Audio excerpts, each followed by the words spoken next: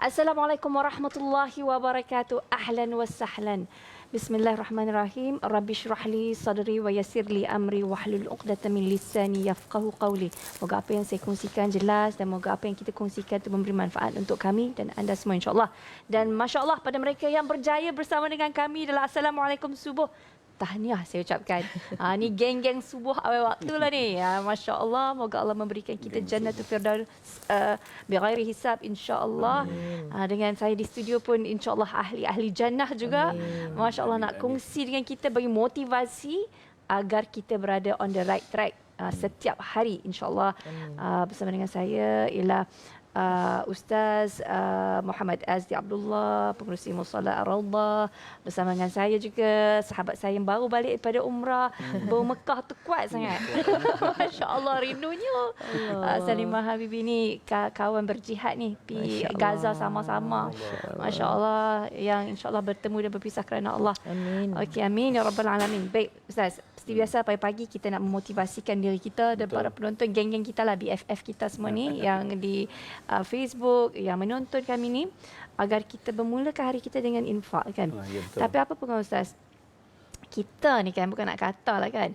Kadang-kadang kita ni rasa macam tak apalah, aku ni kan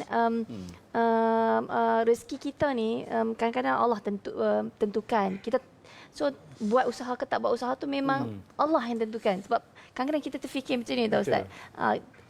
So konsep dia sebenarnya macam mana supaya kita clear. Bismillahirrahmanirrahim. Assalamualaikum warahmatullahi wabarakatuh. Terima kasih Farah. Alhamdulillah, syukur kepada Allah Subhanahu wa taala, pada pagi ini Allah kembalikan semula roh ke jasad kita untuk berrezeki. Allah beri afiat pada tubuh badan kita dan Allah beri izin pada lidah dan juga mulut kita untuk kita mudah sebut nama Allah. Alhamdulillah. Satu nikmat yang sangat besar. Ialah pagi-pagi ini kita nak jemput rezeki datang pada kita. Allah sebut dalam Al-Quran sangat jelas tentang siapa sebenarnya dia dan siapa sebenarnya kita. Allah yang memberi rezeki dan kita yang terima. Allah sebut dalam banyak ayat. Ada 112 dalam ayat dalam Al-Quran yang menyebut tentang rezeki. 112 dalam 41 surah. Bermaksud betapa luasnya rezeki yang Allah kurniakan kepada kita. Antara ayat yang masyhur yang biasa kita dengar, Allah sebut surah Hud, "Wa ma min dabbatin fil ardi illa 'ala Allahi rizquha." Tidak ada satu benda pun yang melata atas muka bumi ini. Haiwan, sama ada haiwan tu haiwan yang kita panggil haiwan ataupun kita sendiri haiwanun natib, manusia apa haiwan yang bertutur, semua itu telah Allah tentukan rezekinya dan Allah telah tentukan di mana tempat tinggalnya dan mana dia dikembalikan. Dan Allah juga menegur dalam Al-Quran berkenaan dengan sikap orang-orang musyrikin pada satu ketika dulu yang mana mereka suka bunuh anak. Jadi Allah sebut nahnu narzuquhum wa iyyakum wala taqtulu auladakum khasyata imlaq. Jangan kamu bunuh anak kamu kerana kamu takut kefakiran, kamu takut jadi miskin. Nahnu narzuquhum, kami yang beri rezeki pada mereka, dan begitu wa iyyakum, dan begitu juga kamu. Bermaknanya yang kamu takut sampai tahap kamu bunuh anak. Isu bunuh anak ni bukan dulu, sekarang pun ada berlaku. Jadi betul? Siapa yang beri rezeki pada mereka? Itu sebenarnya yang kamu takut sangat. Aku, dan begitu juga kepada kamu sendiri. Aku yang berikan. Maka atas sebab itulah kita ni, bila kita tahu siapa yang memberi rezeki kepada kita, jadi kita tahu kedudukan kita. Siapa kita dan siapa Allah Subhanahu wa taala. Tanggungjawab kita sekarang ni cari saja. Allah beri, kita cari. Sebab itulah dalam satu hadis yang jelas yang menyebut tentang kedudukan rezeki ni, Allah sebut inna ahadakum yujma'u fi batni ummi 40 yawman nutfatan summa yakuna 'alaqatan mithla zalik summa yakuna mudghatan mithla zalik. Allah kata apa? Nabi kata apa?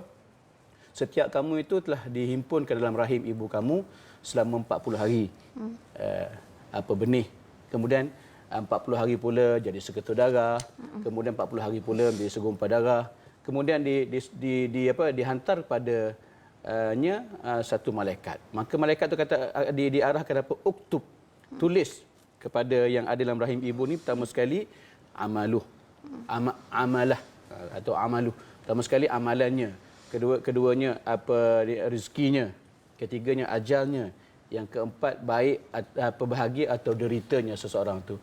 Bermakna rezeki kita tak pernah salah alamat pun kan, susah kan? Tak pernah salah alamat. Kalau dah Allah tentukan pada kita, pasti akan sampai kepada kita. Kalau bukan untuk kita, dia akan melintas je kita pergi pada jiran sebelah atau orang sebelah.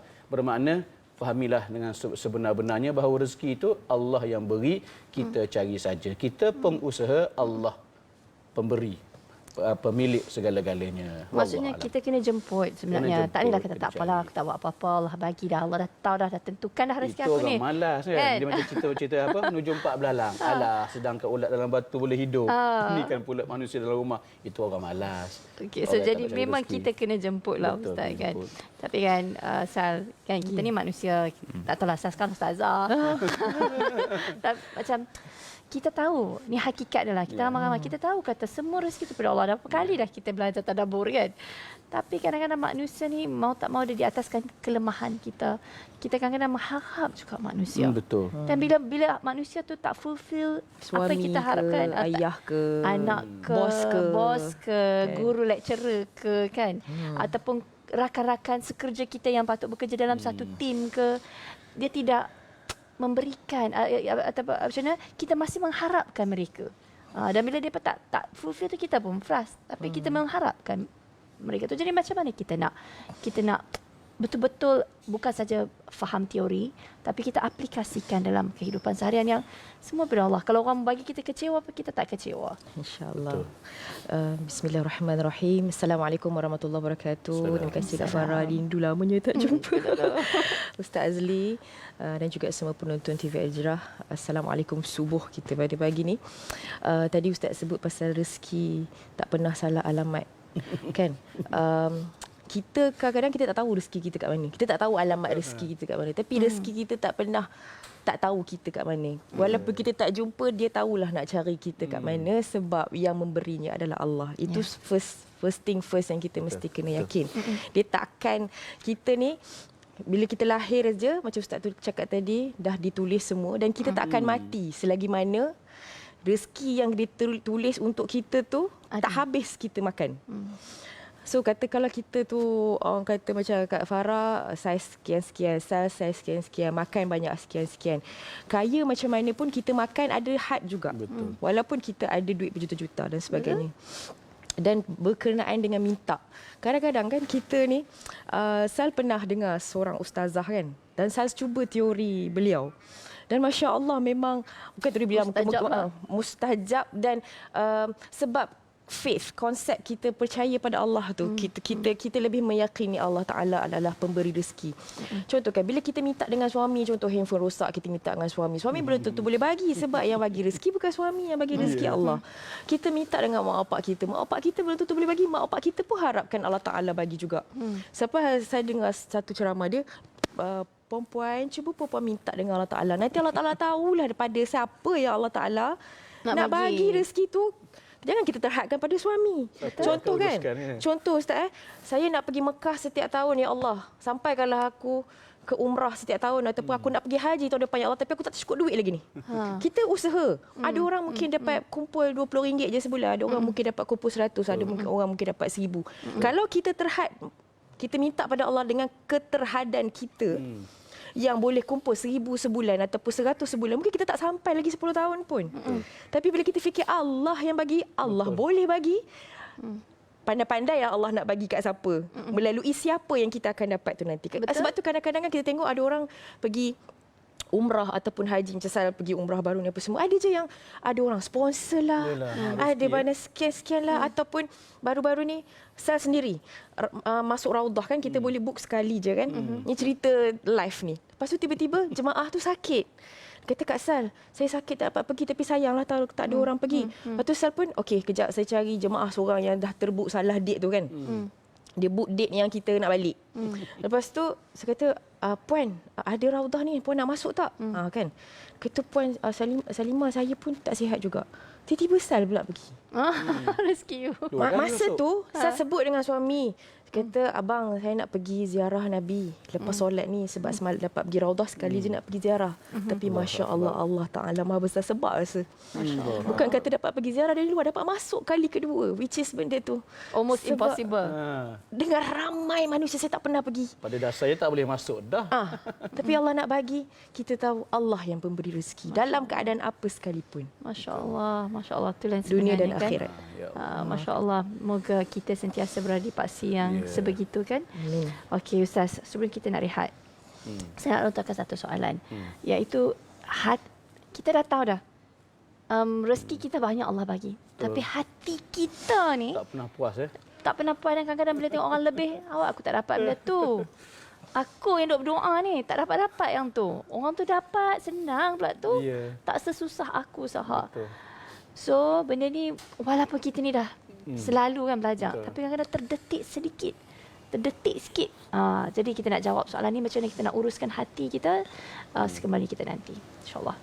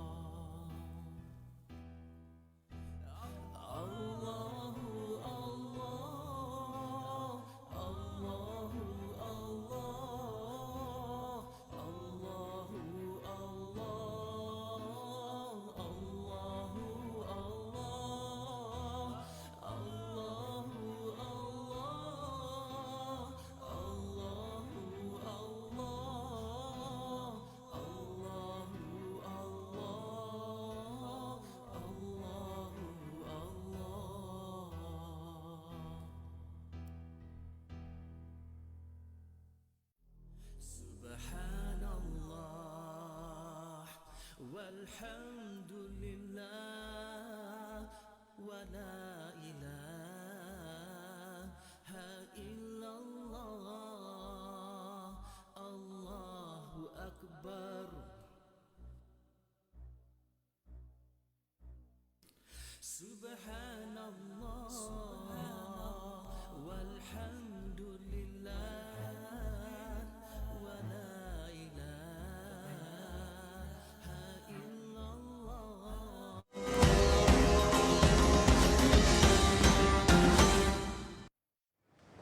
rezeki dijemput atau dinanti. Dan insyaAllah kita nak kongsikan satu lagi persoalan yang mungkin terdetik dalam hati kita. Tak selalu, kadang-kadang selalu. Wallahu alam lah ikut musim iman kita tang mana kan. Bila kita tengok kadang kita tahu, kata kita punya rezeki memang Allah yang tentukan. Betul. Tapi bila tengok orang lain lebih tu kita kadang-kadang rasa macam Betul. Teringin lah. Ustaz. Yalah, Allah pun sebut dalam Al-Quran surah Ma'arij, innal insana khuliqa halu'a. Sesungguhnya manusia itu Allah cipta dia resah gelisah. Insan di situ rupa-rupanya kalau ikut guru kami Dr. Yusri Jabar sebut, maksud insan di situ ialah mereka yang kufur pada Allah. Maknanya orang yang kufur pada Allah, salah satunya kufur dengan rezeki. Mereka ni dijadi resah gelisah. Iza massahu syarru jazua, bila Allah uji dengan satu kesusahan dia panik. Wa iza masahul khairu manu'a, bila diuji dengan satu rezeki nikmat dia lupa diri. Illal musallin, kecuali orang-orang yang salat. Bermakna satu syarat untuk menjadikan kita ni insan bersyukur, kena banyak solat, kena banyak ingat Allah Subhanahu wa taala. Kadang-kadang kita ni terlalu cemburu, terlalu melihat apa yang Allah beri pada orang lain, tapi kita tak lihat apa yang telah Allah beri pada kita. Kita rasa banyak kita minta pada Allah kita tak dapat, tapi kita lupa banyak yang kita tak minta kita dapat setiap masa. Datang sini tadi tu tak minta pun tayar jangan pancit, tak minta pun apa ni teh tarik ni, tapi datang-datang dah ada semua. Bermakna banyak yang kita tak minta kita dapat. Cuma kita selalu berkira-kira dengan apa yang kita minta kita tak dapat. Sedangkan kita tak dapat tu belum tentu kita tak dapat. Kadang-kadang kita tak dapat kerana belum masanya. Maka sebab itulah satu ketika saya buat ceritalah Umar Al-Khattab ketika menjadi khalifah. Dia dengar seorang ni lelaki berdoa, Allahumma ja'alni minal qalil. Ya Allah, jadikanlah aku daripada orang yang sikit-sikit je. Jadi Umar pelik, daripada mana kau belajar doa ni? Minta jadi dari kalangan orang yang sikit-sikit. Maka dia kata apa kan, Allah sebut dalam Quran wa qalilum min ibadiyasy syakur, kan sikit Allah sebut dalam Quran, dan sedikit saja daripada kalangan hamba-Ku yang bersyukur. Jadi aku nak jadi daripada kalangan hamba Allah yang sikit tu yang bersyukur. Biarlah rezeki aku tak banyak mana macam orang lain, tapi syukur tu biar selalu biar banyak. Ini sebenarnya manifestasi daripada apa kesyukuran kita, atau kita kata terima kasih kita pada Allah yang memberi pada kita. Biar banyak mana pun yang Allah beri pada kita, pastinya sebut alhamdulillah, tanda kita terima kasih. Dan bila kita berterima kasih, la in syakartum la azidannakum. Bila kamu bersyukur, berterima kasih, aku tambah lagi, aku tambah lagi. Sebenarnya bukan bahagia itu yang menyebabkan kita bersyukur, betul tak? Tapi bersyukur itulah yang menyebabkan kita bahagia. Sebenarnya itu je. Bersyukur itu sebab kita bahagia. Kita seronok sebab apa? Kita syukur alhamdulillah. Sikit pun alhamdulillah. Banyak apa? Alhamdulillah. Macam itulah. Masya Allah. Tapi sebenarnya kan bila kita tengok isu-isu mental health kan Ustaz, kita, tak tahulah, bila saya tengok je, saya suka follow isu-isu tu, saya rasa ya Allah, alhamdulillah aku ni berada dalam agama yang benar. Yang semua yang Allah bagi tahu kat kita, modul. Dia adalah modul mental health. Kan? Dia betul-betul membantu. Ya Allah, kalau tanpa Al-Quran, tanpa sunnah, kita apa sihatlah mental kita ni kan. Baik, satu lagi kan, Sal, kita dalam dunia selebriti sebagai contohnya kan, kadang-kadang cabaran bila berhijrah ialah untuk meninggalkan perkara yang al-gharar ataupun yang haram kan. It's a very challenging situation kan, sebab sebenarnya adalah macam tempat rakan-rakan selebriti juga merujuk, meluahkan hati dalam geng usrah kan. So jadi apa yang saya akan bagi tahu kat mereka kalau macam inilah rezeki aku. Sebab bukan artis dan selebriti je yang terlibat. Ramai. Dalam macam-macam benda lain. Dalam dunia corporate ke apa ke, ada yang terlibat dalam perkara-perkara yang mungkin kerja dengan syubha, baca campur dan sebagainya. Dalam kan? tobacco company ke kerja. Kan?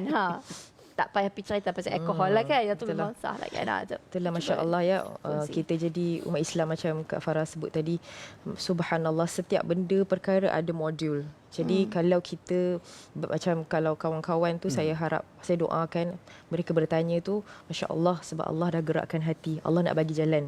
Jadi kita jawab ke kita tak jawab ke, dah ada pahala, dah ada jalan dah kat situ. Dah ada niat dah, dah ada niat. Maknanya Allah Taala yang lorongkan tu bukannya dia pandai-pandai sendiri pun sebenarnya. Itu cahaya daripada Allah Subhanahu Wa Taala bagi keimanan kan. Jadinya itu sendiri pun dah satu step. Kita jawab, step lain pula. Lepas tu hidayah pula kan. Jadinya ada satu hadis sahih riwayat Imam Ahmad, kalau saya salah betul kan Ustaz ya. Tidaklah kita meninggalkan sesuatu yang haram kecuali Allah gantikan dengan sesuatu yang lebih baik, yang halal. Betul. Jadi yakin. Kita tinggalkan sesuatu, macam dulu saya sendiri kan, kita tak payah cerita ke orang luar. Tak adalah orang kata nak kata haram ke apa ke, tapi saya tak pernah sebut pun pada suami saya nak berhenti nyanyi ke apa ke, tak pernah. Tapi kita fikir sendiri, kita tahu sendiri. Tapi lepas tu Allah bagi jalan. Tiba-tiba orang jemput untuk program muslimat semua, tertutup, masih boleh nyanyi, tapi semua perempuan, semua tutup aurat. Lepas tu, banyak pula program-program yang boleh bersesuaian pula dengan kita yang niat baru ni. Kita yang baru. Jadi sebab kita yakin tadi Allah yang bagi rezeki, bukan kerja kita tu. Bukan bakat kita. Dan jangan kita rasa aku boleh buat ni je. Kalau aku tak usaha ni, anak aku tak makan. Habislah. Kalau aku tak buat benda ni, habislah. Lingkuplah. Apa semua takut kan. Kita ambil iktibar COVID. Okey. Na'udzubillah, moga tak terjadi lagi. Tapi berapa ramai orang yang ada kepakaran macam-macam. Pada saat tu, kalau bukan COVID pun, saat kita ada berbilion duit dalam akaun kita. Tapi tiba-tiba Allah kata, okey, binatang semua mandul, jangan beranak. Ayam tak bertelur, lembu dah tak ada, ataupun air sungai semua jadi masin. Ataupun Allah kata tumbuh-tumbuhan mati semua. Masa tu apa kita nak bangga dengan kita punya duit? Nothing. Nothing. Jadinya Allah yang bagi rezeki, yakin. Nak yakin tu kena selalu pergi kuliah ustaz, kena selalu pergi menuntut majlis ilmu. Sebab keyakinan ni perlu dibina. Bukan kita boleh hari ni dapat ujian terus yakin disebabkan jumpa Salimah. Tak. Ataupun jumpa ustaz. Tak. Dia memang makan masa. Kita perlu kenal Allah, kenal Rasul, kenal Nabi. Itu perjalanan kehidupan saya sendiri pun sampai sekarang masih belajar. Sampai matilah orang katakan. Long life learning. Yes. Kan? Benda tu akan buatkan macam Kak Farah kata dia mental health tadi itu kita lebih apa terurus. Macam Sal Cara sekarang pemikiran macam persepsi. dulu Sal tak suka langsung berniaga. Langsung tak suka. Tiba-tiba sekarang Allah Taala bagi rezeki berniaga yang berniaga satu hal, lepas tu masya-Allah tak sangka pula. Orang kata apa, alhamdulillah income tu dapat lebih daripada yang kita dulu. Masya Allah, alhamdulillah. Masya Allah, itulah orang kata keyakinan tu harus berpaksikan ilmu. Itu maksud Sal kan. Untuk kita menuntut ilmu. Okey, sekarang ni kita nak kongsikan ni, kita nak bagi ruang peluang pada anda yang betul-betul nak menjemput rezeki insya-Allah. Dan menjemput rezeki di tempat yang sahih. Ustaz, kita kongsikan tentang Mushola Ar-Raudhah, perkembangannya, macam mana kita nak bantu, bagaimana kita nak terlibat dalam pembangunan mushola. Silakan. Baik, bagaimana biasa kita dengar pagi-pagi banyak ustaz sebut tidak berlalu suatu hari melainkan pagi-pagi lagi dah ada dua malaikat yang bertugas. Maka fayaqulu ahaduhuma Allahumma a'ti munfiqan khalafa. Yang pertama kata apa? Malaikat pertama dia kata, ya Allah bagilah pada si penyumbang ni keuntungan. Kemudian yang kedua pula kata, ya Allah bagilah pada si pemegang harta ni kedekut ni kerugian. Bermakna ini doa awal-awal pagi. Jadi kita ni kalau rasa nak mengembangkan rezeki, nak jemput rezeki, kembangkan rezeki kita, mari kita infakkan sesuatu yang ada pada kita. Wa mimma razaqnahum yunfikun sebut. Dan apa yang kami rezekikan kepada kamu, infaklah, keluarkannya kedekut.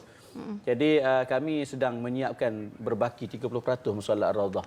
Jadi kalau rasa nak ada saham di akhirat, dunia banyak saham kan. Akhirat esok sahamnya apa? Ini salah satunya.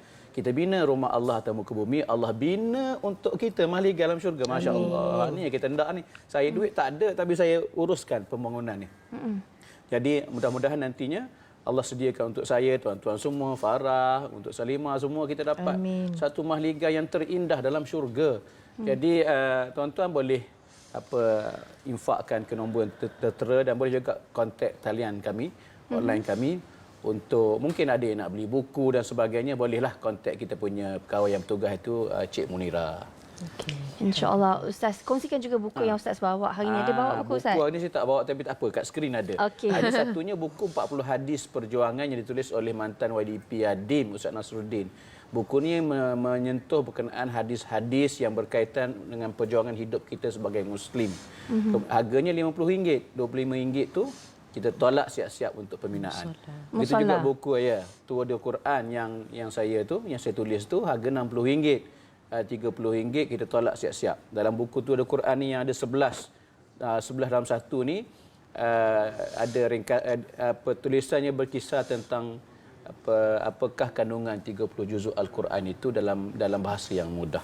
Masya Allah. Jadi pada para penonton semua, inilah salah satu peluang untuk anda mendapat saham akhirat. Sebenarnya tadi Ustaz sebut kata saham kita kat dunia banyak kan. Tapi Ustaz, akhirnya kadang-kadang saham yang kita invest kat dunia tu pun istilah bulan boleh menjerumuskan kita dalam kerosakan. Rugi banyak daripada untung kan. Ustaz. So invest di tempat yang pasti untung. Pasti confirm. Apa lagi nak kan? Baik, secara ringkas kita bawakan sekali lagi Ustaz supaya para penonton kita ditinggalkan dengan peringatan ni secara ringkas Ustaz. Baik. Umar pernah sebut pada salah satu kumpulan umat Islam yang duduk berkumpul kat masjid, duduk saya saja. Berzikir tak kemudian tak mencari rezeki. Apa kata Umar, la yaqunan ahadakum ala talabi rizq.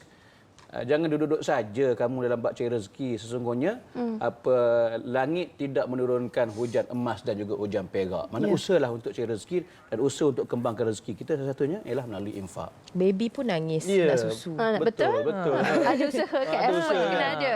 Dia duduk saja kan. Masya-Allah. Sebab baru hari ni beberapa hari lepas jumpa orang yang kata buat apa pun sama aja. Sebab rezeki tu rezeki pada Allah. So sebenarnya hari ni kita address isu tu. Baik Ustaz Salimah, jazakallah, jazakillah khairan kathiran. Para penonton cepat-cepat berinfak biar kita mula dengan langkah terbaik pada pagi ini. Moga malaikat mendoakan kita mendapat rezeki yang tidak berhenti. Jangan Allah laknat kita dengan sikap kikir kita. Baik, kita rehat seketika para penonton, terus bersama dengan kami di Assalamualaikum jam 7 pagi.